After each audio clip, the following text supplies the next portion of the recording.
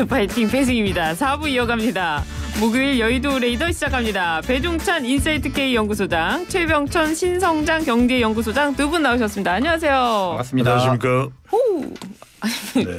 이 시그널에 호우 들어가 있네요. 이게 좋네. 아침부터 예. 좀 텐션 높여야 되니까. 그러니까요. 출근하신 분들 요즘 많이 지쳐 계시단 말이에요. 지쳐 계시잖아요. 그럴 때 이제 뉴스 파이팅의 의미에서 예. 호! 우 하시죠. 호! 알겠습니다. 네. 아 죄송합니다. PD 점점 네. 우리가 점점 크레이지가 되네요. 그러게요. 여기 크리에이터 이렇게니까 알겠습니다. 21대 국회가 여야 극한 대립 속에서 막을 내렸습니다. 민주당이 180석을 확보하면서 출범한 21대 국회 거대 야당의 법안 강행 처리와 윤 대통령의 제2요구 행사가 부딪혔는데요. 낮은 법안 처리율을 기록하면서 최악의 국회다라는 오명을 얻었습니다. 이게 오명입니까? 저는 참 21대 네. 국회가 네. 이제 어제로서 끝이 났죠. 근데 위안을 삼아서 낸 것이 항상 최근의 국회가 최악이기 때문에 아하. 역대 최악이기 때문에 22대 국회는 또 21대 국회보다도 더 역대 최악이 될 것이기 때문에 아니 오늘 시작했는데 21대 국회가 위안을 삼으셔도 돼요. 아, 예. 이거는 안 봐도 비디오 안 들어봐도 오디오. 아, 예. 22대 국회는 처음부터 전쟁. 네. 끝날 때는 더 전쟁이 될 수밖에 없는 것이 대선 뒤에 또 23대 국회의원 선거였거든요. 아, 그때는 그러네요. 사실상 국회 2년 정도는 지방선거나 대선으로 다 몰입이 될 거예요. 그래서 정말 걱정인 건 지금 북한이 또 미사일 도발을 했다고 하는데 그러니까요. 오물 던 민생은 누가 챙기나 네. 소는 누가 키우나 아. 이러다간 소도 민생도 유권자가 스스로 다 챙겨야 되는 거 아닌가. 나라가 왜 있는 겁니까? 그러니까요. 예. 어떻게 보십니까? 저는 좀 두 가지를 구분을 21대 국회를 평가할 때 두 가지를 구분할 필요가 있다고 생각이 드는데요. 네. 21대 국회가 2020년 오늘 이제 시작됐었거든요. 5월 30날.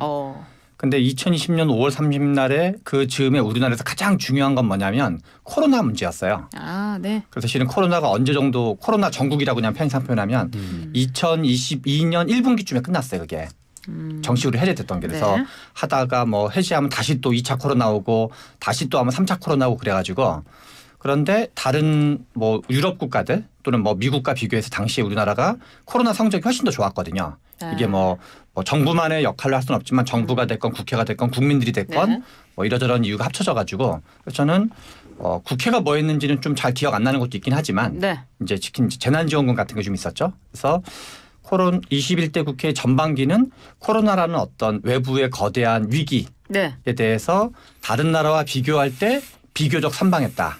그래서 좀 저는 전반기는 좀 상대적으로 좋게 평가할 수 있는 것 같고 네. 그러나 이제 후반기가 되면서 여러 가지 뭐 정권이 바뀌고 교착 상태가 되고 서로 이제 약간 여소야대 국면이 되면서 네. 후반기에는 여러 가지 이제 앞에서 말씀하신 것처럼 강행 처리와 거부권 그것이 돼가지고 후반기에는 점수를 좋게 주기가 어려운 것 같아요. 그래서 좀 21대 국회를 전반기 후반기를 좀 구분할 수 있지 않을까라고 생각합니다. 네. 그 소장님은 네. 뭐 기억에 남는 장면이 있으니까 21대 국회. 저는 뚜렷하게 기억에 남는 것이 예. 저는 어떻게 국회의원이 뭐 출처 불명의 자금이 확보돼서 가상화폐를 거래할 수 있을까? 그 심지어는 그것을 의정활동 시간에 네. 거래하면서 심지어는 한동훈 전 그렇죠. 장관 당시 이제 장관 후보자였죠. 청문회에 네. 이모신데 그렇죠. 이모랑 같이 뭐 논문을 썼느냐. 예. 그래서 뭐 고모는 어떡하냐. 그렇죠. 외삼촌은 어떡하냐. 그랬죠. 뭐 이런 이야기가 나오면서 자주 섞인 평가를 받을 때 네. 저는 적어도 그건 아니다. 우리가 뭐 미국을 비교하고 일본을 비교하지만 미국의 경우에는 정말 이 침대 있잖아요. 야전 침대 들고 와서 밤을 새면서 의정 활동을 하는데 예. 간절한 국회에서 한 15명의 국회의원들이 동시에 코피가 철철 났다. 이런 이야기를 한마디 더 듣고 싶어요. 진짜 저 오늘 코피 났어요. 네. 죄송합니다. 개인적인 이야기는 좀 자제해 주시고요. 죄송합니다. 네. 그래서 저도 국민들은 국회가 잘 돼서 융성해서 히트다 히트 이런 소리를 듣고 싶은데 오히려 비트다 비트다 네. 돈 벌었다. 참 이것만큼은 좀 제발 좀 자제했으면 하는 마음 그러니까요. 간절합니다. 일반인들도 이렇게 열심히 사는데요. 그러니까 21대 국회만 하더라도 일반 국민들보다도 평균 재산이 훨씬 많아요. 훨씬 많아요. 훨씬 많고 왜 대한민국은 국민의 대의기관이라고 하는 국회가 왜 이발사 출신, 미용사 출신의 국회의원은 없을까? 왜 환경미화원 출신의 국회의원은 없을까? 맞아요. 다 너무 잘나고 너무 똑똑한 사람이라 그러는지 민생의 저 아랫너머는 고개는 못 보고 있는 것인가, 민생은 네. 못 보고 있는 것인가. 참 지하철에 지금 우리 방송 들으신 분들 참 많아요. 뉴스 파이팅 아침에. 근데 예. 그 부대끼는 속에서도 정말 다리는 밟히죠. 어깨는 짓눌리죠. 이러는데 지하철 타고 가시는 분들 버스에 의자에 앉지도 못하고 흔들리는데 네. 이리 이청 저리 이청하는 국민들이 과연 어떻게 생각할지. 그래서 저는 기회는 있다. 제발 정신 차리고 네. 오늘 첫날이니까 오늘부터 365일 첫 해 1년 동안은 다 밤을 새자. 밤을 새자. 기가하지 말자. 하지 말자. 밤을 새서 야전 침대 들고 와서 예. 잠을 자면서 일단 저녁 일정 1년 동안은 1년치는 다 취소하세요. 그래서 오히려 법안에 그러니까요. 민생에 예. 연금 계획에 예. 몰두하는 국회의 모습을 보고 싶습니다. 그렇습니다. 일반인도 이렇게 코피나게 열심히 일하는데 22대 국회에서는요. 최상병 특검법을 1호로 내세우겠다는 거예요. 야당이요. 네. 민생 법안, 민생을 외치더니 이거 어떻게 보십니까? 22대 국회 어떻게 긴장감 계속 유지될까요? 근데 지금 최상병 특검 문제는 뭐랄까 이제 국민들이 관심 있는 사안인 건 명백하다고 봐야 될 것 같아요. 그리고 실제로 이제 이 뭔가 공분하고 있는 사람들도 있고 네.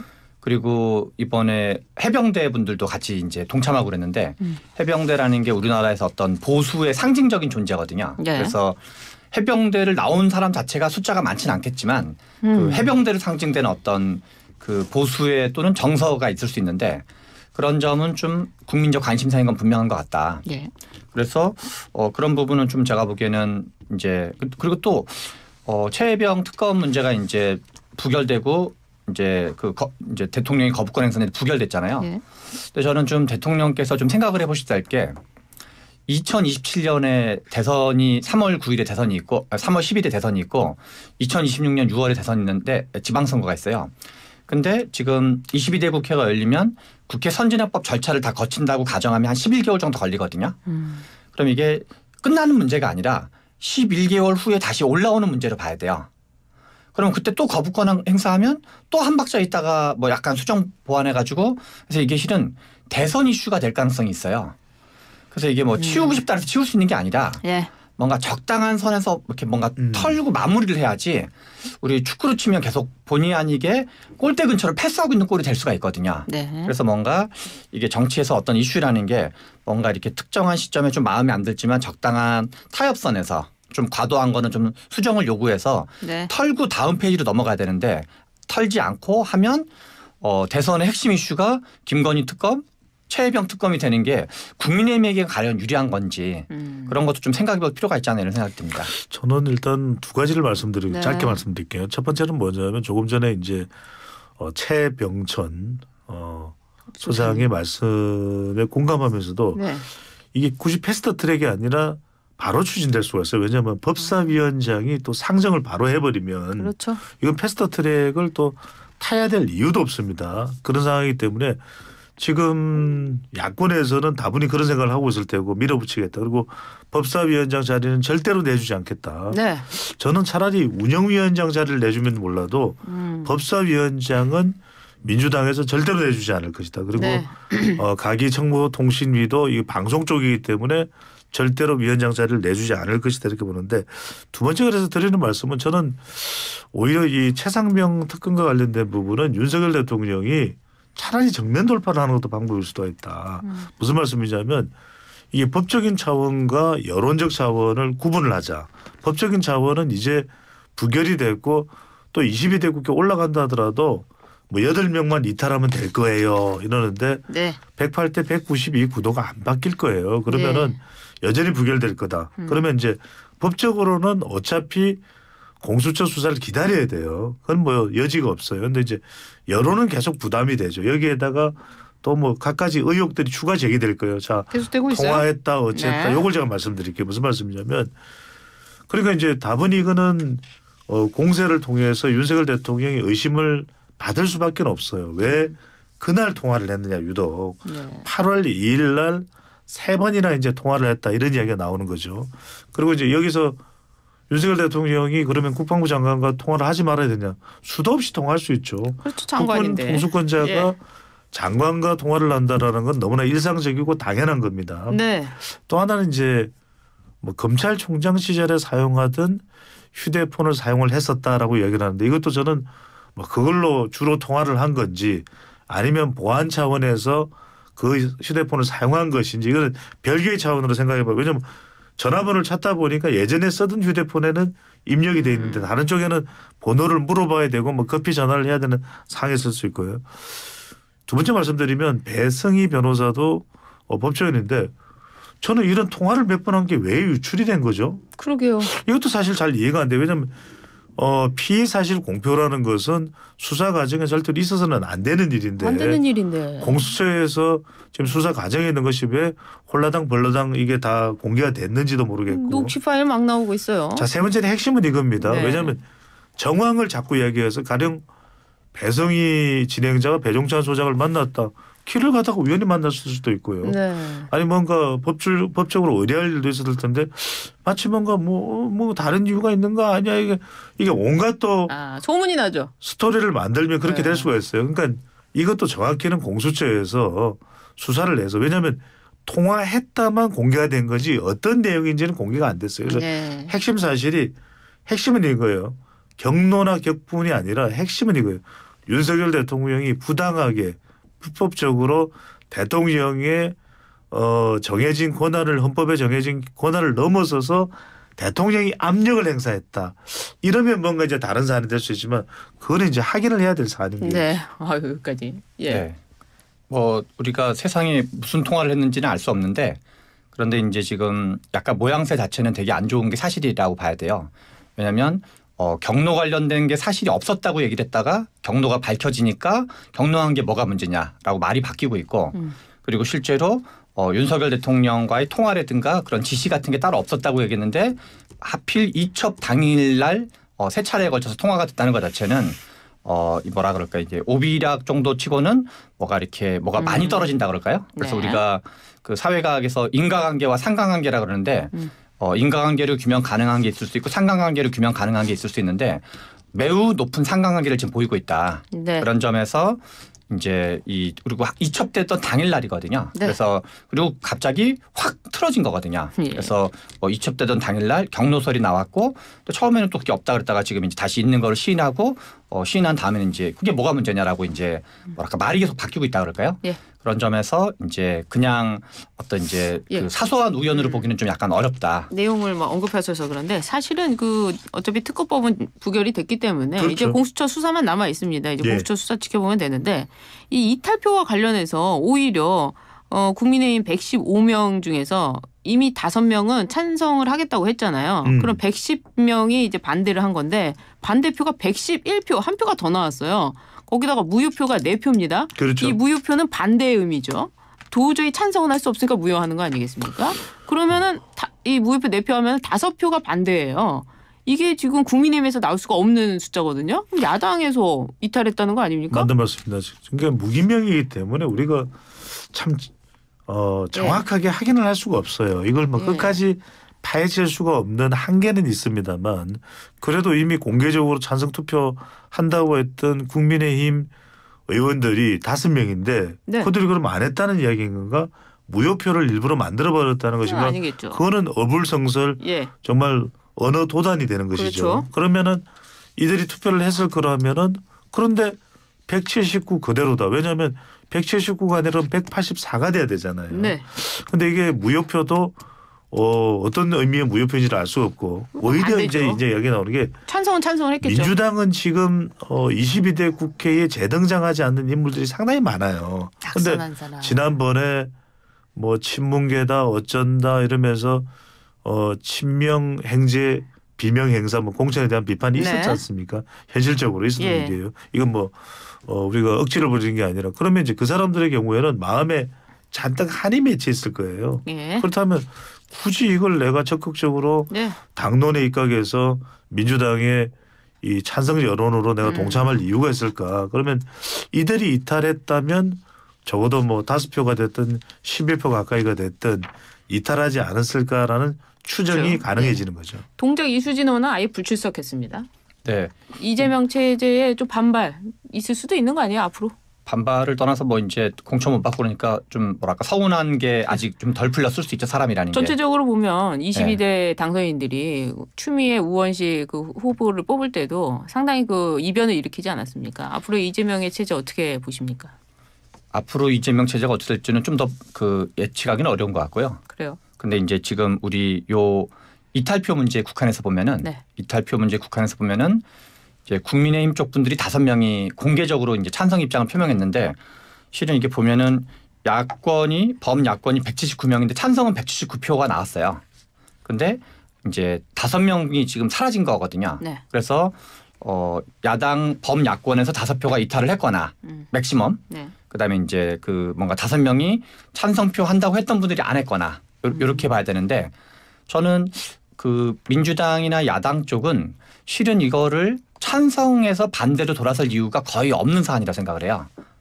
그래서 실은 이제 약간 국민의힘 쪽에서 뭔가 그 중에 일부는 이제 찬성한다고 말했지만 좀 이제 기권식으로 아니 무효표식으로 돌린 게 아닌가 해서 실제로 무효표에서 뭔가 이렇게 뭐랄까 이 뭐 초등학생이나 그런 이제 학생도 아닌데 예. 이 무효가 나올 일이 별로 없거든 실제로는. 무효는 찬성을 안 한다는 거죠. 그렇죠. 그래서 네. 이제 일부러 무효로 돌린 거죠. 그래서 이제 애매하게 그렇게 입장을 좀 취한 게 아닌가 이런 보신다? 측면에서 볼 수 있는 것 같습니다. 근데 이게 네, 그렇게 알겠습니다. 짧게만 말씀드리면 이제 민주당 이탈표를 추정할 수밖에 없는 것이 안철수 의원이 또 본인의 의견을 밝혔어요. 네. 이미 이야기한 대로 소신껏 의견을 밝힌 대로 투표했다. 그럼 찬성표거든요. 네. 이걸 뭐 또 안철수 의원이 안 했는데 했다고 할 리는 없을 테고. 그렇죠. 179에 들어가 있는 거예요. 5개. 어쨌거나 간에 네. 민주당 이탈표가 한 표든 5표든 10표든 이탈은 이야기가 되겠죠. 그렇죠. 사실은 174명이 모인 거죠. 민주당 입장에서는. 다섯 명이 거의 가 있으니까. 그렇죠. 알겠습니다. 이번엔 민주당 내부 좀 살펴보는데요. 민주당이 종부세 폐지론을 들고 나오면서 이게 뭐 아니다 하다가 이제 정책위까지 뭐 한번 살펴본다 지금 이렇게 나오고 있습니다. 특히 이제 변화를 좀 봐야 될 것 같아요. 정책적 어프로치 쪽에서. 그렇죠. 저는 일가구에 대해서는 네. 또는 오랫동안 같은 주택을 동일 주택을 보유하고 있는 데서는 네. 폐지 가능성이 높아지고 있는 것 같아요. 왜냐하면 민주당도 부담스러운 거예요. 왜냐하면 민주당 국회의원일 수도 있고 민주당 지지층도 한 채 가지고 있는 사람 중에서 아니 우리 왜 이렇게 종부세 내야 돼. 부담스러워 말도 안 돼. 이런 경우에는 공시지가가 현실화되는 상황이라면 종부세 부담은 더 커질 수밖에 없거든요. 그게 첫 번째 이유. 두 번째 이유는 부동산 불벼락을 체감했거든요. 왜냐하면 네. 대선 때도 강남 또 한강 주변은 윤석열 당시 후보가 이제 더 앞서는 경우가 이렇게 되면 대선 때 적어도 총선은 그렇다 치고 대선 때는 부동산 이슈가 다시 불거지면 이것도 불벼락 될 수 있다. 네. 세 번째는 이제 그거죠. 이제 이게 이제 향후에 부동산 관련해서는 계속해서 문재인 정부 때의 그 현상들에 대해서 다시 반전되고 있는 것이 지금 정부에서 일어나고 있거든요. 네. 계약갱신 청구권이라든지 등등등 전월세 상한제라든지 네. 이런 부분들이 다시 또 부동산 시장을 요동치게 만들거든요. 그러니까 이런 걸 아예 우리가 먼저 없애자. 네. 그러니까 지방선거 때나 다음 대선 때에 작동될 수 있는 좀 그 불안 요소를 없애자는 측면이 예. 가장 크다 이렇게 봐요. 벌써 뭐 치고 나오고 있어요. 민주당이요. 저는 이기는 정치학이란 책에서 네. 아예 그 책의 한 챕터가 종부세는 정권 교체 促진세였다라는 제목의 책이에요. 좋은 책입니다. 그래서 그래서 거기에 이제 좀 데이터에 좀 기반해 가지고 종부세가 얼마나 좀 과도했었고 예. 예를 들어서 문재인 정부 5년 중에 앞부분 4년간 종부세가 임기 초에 비해서 15배가 늘어나요. 네. 그리고 이렇게 서울 전체가 아무래도 많이 몰려 있다 보니까 종부세 부과자는 서울에 많이 몰려 있거든요. 서울 중에서 특히 한강벨트에 많이 몰려 있어요. 그래서 서울 전체를 보면은 서울 지역 아파트 4채당 한 채가 종부세 대상자예요. 네. 그래서 실은 한강벨트 이콜 종부세 벨트 또는 이제 뭐 이렇게 그런 성격이 있어가지고 아마 이번에 뭐 고민정 의원이나 뭐 등등 여러 가지 분들도 아마 한강 인근에 있는 지역구를 두고 있는 분들은 뭔가 그런 걸 다 체감을 하셨을 거예요. 제가 만나는 민주당 의원분들도 그런 입장이어가지고 그래서 종부세를 논의하는 건 되게 바람직한 일이다 원칙적으로. 그런데 종부세가 지금 이제 크게 논의가 그 당에서는 이제 실제로 최고위원회에서 이제 정책의 지시를 이제 공식적으로 한 걸로 나와 있는데 두 가지가 있어요. 하나는 1주택 문제와 그다음에 또 하나가 이제 폐지론이 있는데 고민정 의원은 아예 폐지론을 얘기했고 박찬대 원내대표는 이제 1주택 정도를 이제 언급을 했는데 예를 들어서 50억짜리 한 채가 있고 너무 구체적으로 들어가면 네. 빡세는데 정치적으로 이 정책적 어프로치가 이 민주당에 어떻게 도움이 되는가 이걸 좀 우리가 살펴보죠. 그렇죠. 저는 그래서 예. 지금 이 문제가 민주당 입장에서는 이재명 대표가 하나는 일단 연금 개혁에서 좀 재미를 봤다. 네. 연금 개혁은 국민의힘 안을 받는다 그런 거였거든요. 예. 근데 그 뒤로 지금 이제 하나가 종부세로가 있고 또 하나는 이제 종부세 차등 있잖아요. 지원 얘기를 했잖아요. 근데 두 가지를 좀 구분할 필요는 있는 것 같아요. 연금 개혁은 국민의힘 안을 받는다 그러니까 이슈가 더 커진 거로 봐야 돼요. 그러니까 국민의 입장이 뭔가 본인은 안을 받는다니까 본인들이 반대버린 꼴이어가지고 예. 자가당착이 됐는데 네. 그 차등 지원 문제는 이재명 대표 안을 수정한 거기 때문에 파급력은 좀 약할 거고 근데 종부세는 국민의힘도 공감대가 있는 이슈이기 때문에 좀 되는데 다만 실은 국토보유세 있었잖아요. 국토보유세가 안으로 치면 이게 5배 정도 규모가 더 네. 되거든요. 그런 점에서는 약간 이제 차이점이 있다. 그래요. 아무튼 이재명 대표가 이제는 사법 리스크를 정책적으로 어프로치하는 거 아니냐 뭐 이런 취지에서 질문을 좀 드려봤습니다. 네. 오늘 뭐 시간이 짧아가지고 여기까지 들어야 될 것 아이고, 같은데요. 네. 오늘 말씀 잘 들었습니다. 지금까지 최병천 신성장 경제연구소장 그리고 배종찬 인사이트K 연구소장이었습니다. 감사합니다. 감사합니다. 고맙습니다.